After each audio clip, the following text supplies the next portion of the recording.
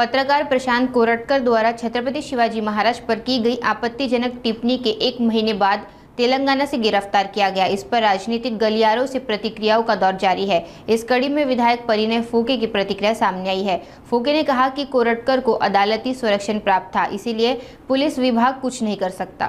बघा, कोरटकर सारखे ज्या लोकांनी छत्रपती शिवाजी महाराजांवर किंवा संभाजी महाराजांवर किंवा त्यांच्यावर काही जर या प्रकारचं वक्तव्य केलंय तर निश्चितच नुसतं कोल्हापूरची नाही, संपूर्ण महाराष्ट्राची ही भावना आहे की या सगळ्या कोरटकर किंवा सोलापूरकर यांच्यावर कडक कारवाई झाली पाहिजे।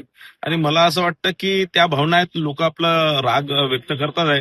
मला वाटतं माझ्याही मनात तीच भावना आहे आणि मला असं वाटतं की आता ते तिथचं काय सिच्युएशन आहे, पोलीस विभाग त्याला कसं हाताळतं ते मला वाटतं जे होणार ते चांगलं होणार। बघा, असं आहे की मेटकरीजींना मला असं वाटतं की याचा अभ्यास करणे आहे। ज्या दिवशी त्यांच्यावर गुन्हा दाखल झाला, ज्या दिवशी त्यांची कंप्लेंट दिली, त्याच दिवशी त्यांच्यावर गुन्हा दाखल झाला कोरटकरवर आणि त्यानंतर ते कोर्टात गेले आणि कोर्टाने त्यांना प्रोटेक्शन दिलं होतं।